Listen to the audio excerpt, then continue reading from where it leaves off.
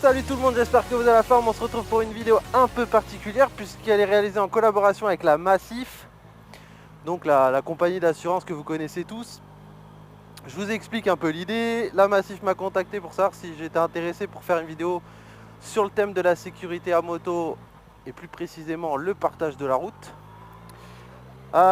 J'ai dit oui grosso modo pour 3 raisons majeures. La première, c'est que c'est un thème qui est en adéquation avec ce que je fais depuis 5 ans, donc ça me convient très bien.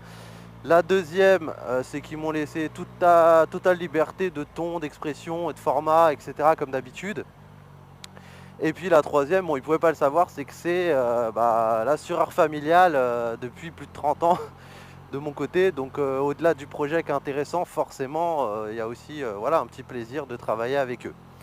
Voilà, je vous explique un peu l'idée. Donc comme d'habitude, ma vidéo n'a pas vocation à traiter le sujet de manière exhaustive. Donc ça sera surtout pas mal de conseils sur comment partager la route quand on roule à moto. Donc bon, on va aborder l'essentiel et ça tombe bien parce que l'essentiel c'est le slogan de la Massif. Et vous retrouverez cette vidéo sur le site l'essentiel.massif.fr. Donc c'est un site avec plein de conseils écrits ou vidéos sur la vie de tous les jours, des petits soucis qu'on peut rencontrer. Voilà, simplement des conseils.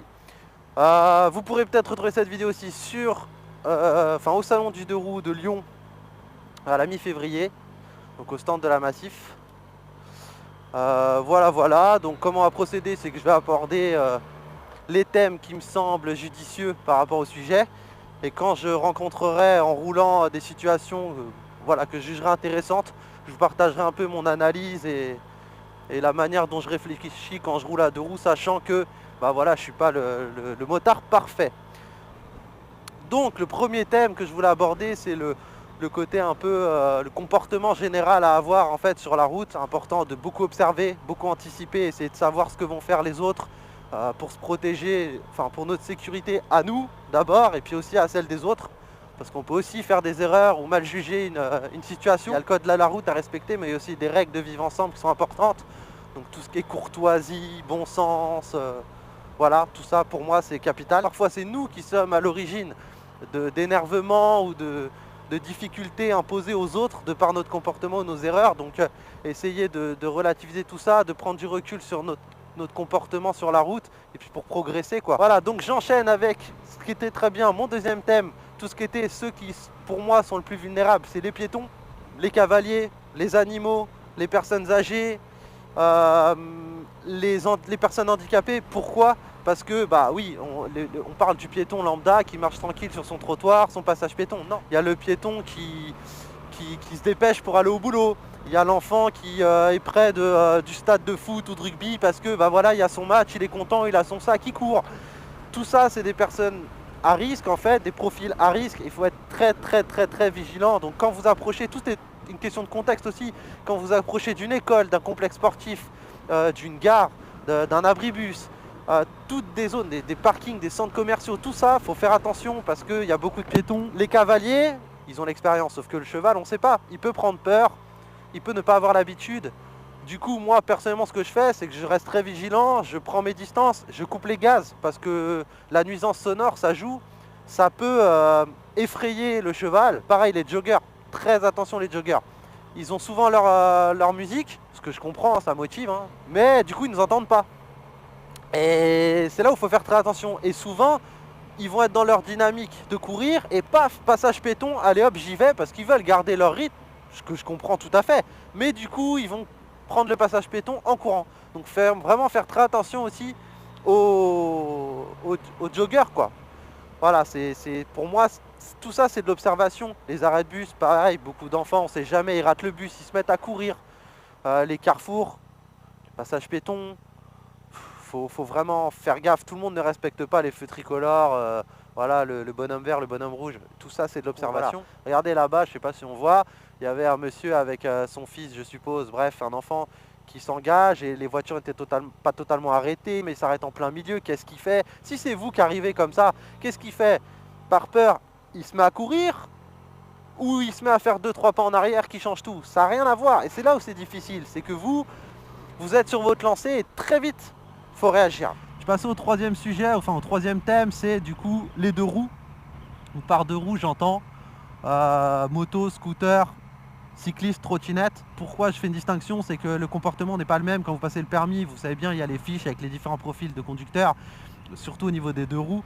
Et en fait, les scooters, ils ont l'habitude. Souvent, c'est des utilitaires. Ils n'ont pas la même conduite que la plupart des motards. Les cyclistes, eux, ils font pas de bruit. Et très souvent, contrairement aux scooters qui sont souvent à notre gauche, les vélos sont souvent à notre droite.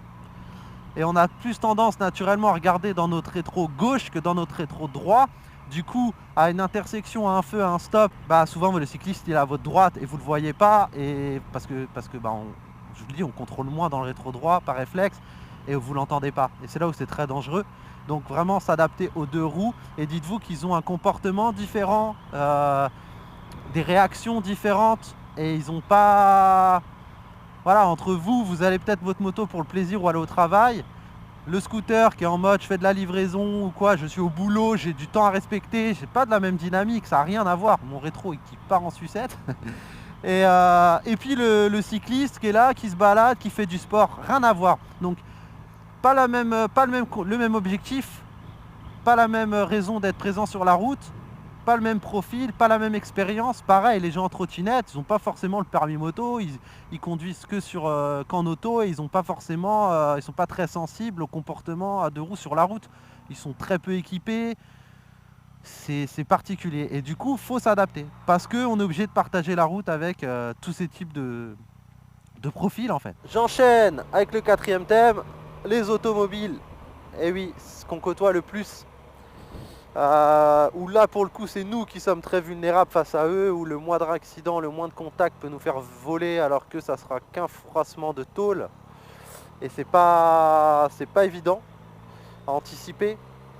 Et parce que tout le monde conduit différemment, y a ceux qui ont le permis depuis très longtemps, il y a ceux qui viennent de l'avoir. Et moi personnellement, vous allez peut-être trouver que je pousse le truc un peu loin, mais c'est ce que j'essaye d'appliquer depuis 5 ans que j'ai le permis. C'est qu'en fonction du véhicule, mon analyse est différente. Par exemple, je fais très... Alors les mecs... Par exemple, je fais la personne... Voilà, le véhicule devant moi, un A. Peut-être qu'on ne le voit pas très bien sur la vidéo, mais la personne devant moi, un A. Je m'adapte, je prends mes distances.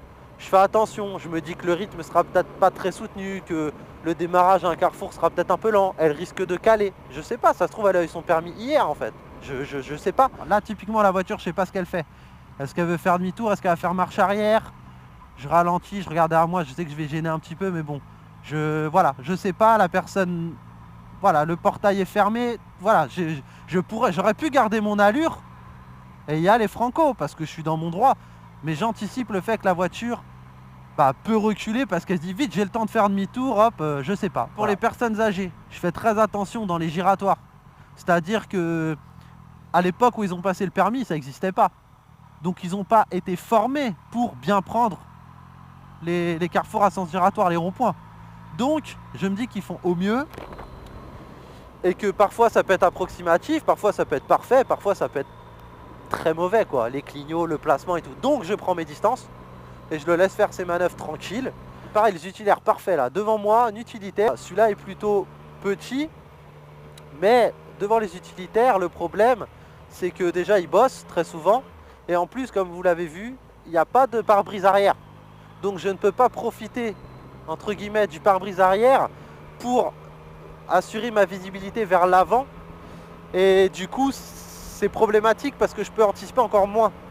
Donc au-delà du fait qu'ils aient une conduite un peu dynamique parce que c'est le boulot, parce que pressé, en plus je peux pas trop voir. Et là celui-là était petit, mais quand c'est des grosses camionnettes, il y a le côté imposant de la chose qui fait que bon, c'est pas idéal. Tac, piéton, je fais attention, elle m'a vu.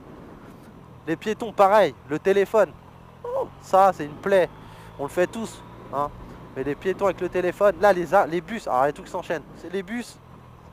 Comme les camions de livraison, les utilitaires, ça s'arrête régulièrement. Nous, on est sur notre route, on se dit ok, sauf qu'il y a un arrêt de bus plus loin, on l'a pas vu, le bus s'arrête. Donc, toujours garder une distance. Le côté, visibilité vers l'avant, compliqué.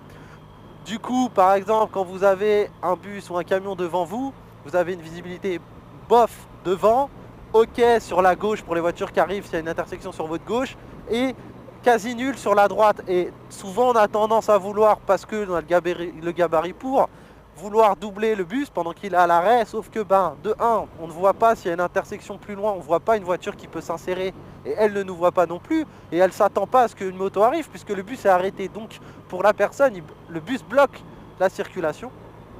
Donc, pas de vigilance à ce niveau-là de leur côté. Et nous, en plus, on a le piéton qui sort du bus, qui va peut-être vouloir rentrer vite chez lui, traverser la route. Il se dit, le bus est arrêté, personne n'arrive en face, je risque pas d'avoir quelqu'un qui double le bus, j'y pense pas une seconde. Sauf que nous, on s'engage. Et là, paf, même si le piéton n'était pas dans son bon droit, on est un peu en galère, quoi. On peut se taper le piéton. Et là, c'est compliqué. Petite prio. Bah non, c'est toi. Voilà. Excès de courtoisie, ça c'est super dangereux. Priorité à droite, la personne qui avait l'air super aimable, alors qu'elle est prioritaire, me fait signe de m'engager. Erreur. Erreur. Courtoisie, mais grave erreur. Pourquoi ? Quand vous, par excès de courtoisie, vous voulez laisser passer quelqu'un, la personne se focalise sur vous. Mais ça se trouve, il y a quelqu'un qui arrive aussi. Il y a quelqu'un qui arrive en face, il y a quelqu'un qui arrive sur le côté. Et vous pouvez, par excès de courtoisie, mettre en danger les gens.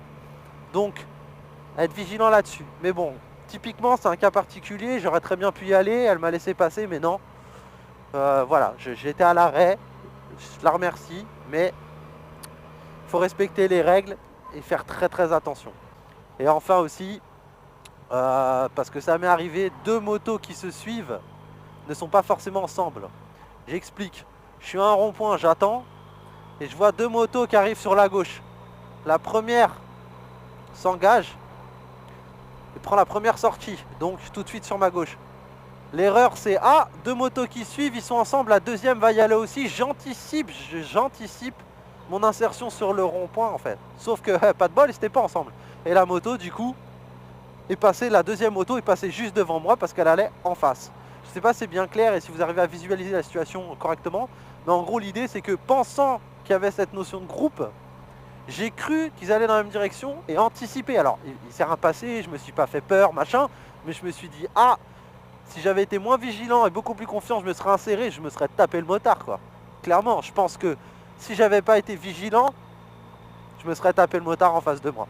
Donc, voilà, c'est important d'y penser et de pas toujours associer le nombre de motards à la notion de groupe, en fait. À passage piéton, personne ne s'arrête, mais moi, voilà. De rien. Voilà, les passages piétons comme ça, en grande avenue, souvent les voitures s'arrêtent pas. Et pour le coup, le piéton, là, il est vraiment pas protégé, quoi. Enfin, en général, on va vite. Là, priorité à droite. En général, on va vite. Et du coup, le piéton, il sait pas, j'y vais pas, j'ai peur qu'on s'arrête pas. Et très honnêtement, même si j'avais largement de quoi m'engager, je pense... Bon, déjà, le code m'oblige à m'arrêter, mais soyons honnêtes, la plupart des gens seront engagés. Le fait que moi, je m'arrête, souvent, oblige l'autre en face, la voiture qui arrive en face, à s'arrêter, en fait. Et ça rassure le piéton, puisqu'il a 2 soucis, moi et celui à sa gauche. Bah moi, je suis plus en souci. Je lui ai fait signe, et l'avantage aussi quand on est motard, c'est que des signes de tête, des signes de la main, ça rassure, ça montre, oui, je t'ai vu, tu peux y aller, je freine, pas de problème.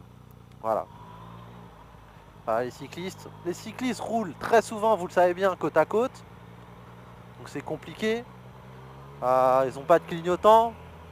Ils sont en balade. Voilà, les cyclistes en groupe, c'est un autre souci, entre guillemets, à gérer. Donc pareil, distance, faire très attention quand on les double. Donc attention à la frustration. Frustration de rester derrière un groupe de cyclistes.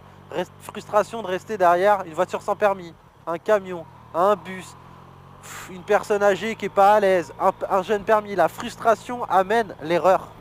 La frustration vous pousse à prendre un risque que vous pensez maîtriser et en fait pas du tout. Attention à l'énervement, attention à l'adrénaline.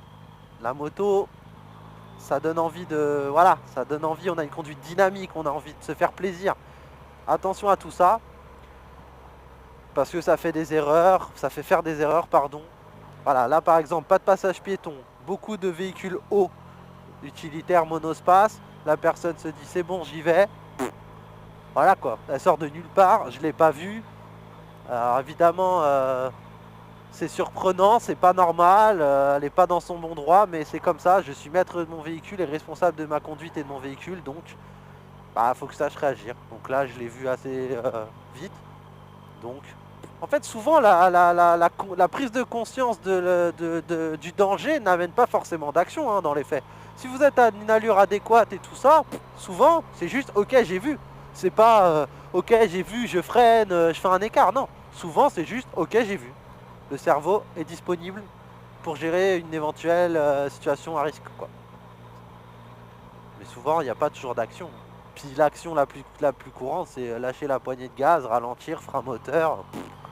Voilà, cette vidéo est terminée. Vous pourrez la retrouver sur le site l'essentiel.massif.fr et au salon du 2 roues à Lyon. D'ailleurs, je serai sur place pour ceux que ça intéresse, si vous voulez qu'on discute, qu'on se rencontre, etc. Pas de problème, comme d'habitude. Je vous invite à me rejoindre sur mes réseaux sociaux, Facebook, Instagram, Snapchat, mon site www.chiffre87.com. Au plaisir de vous y retrouver et de vous répondre à vos questions si vous le souhaitez. Vous pouvez aussi commenter la vidéo ci-dessous. Voilà, voilà. Pensez toujours sécurité, hein, évidemment. Sécurité pour vous et pour les autres. J'espère que cette vidéo vous aidera en ce sens. Et puis voilà, le vivre ensemble c'est important partout, même sur la route. Je vous remercie, je remercie la Massif, je vous dis à bientôt pour de nouvelles aventures à deux roues. Salut les amis!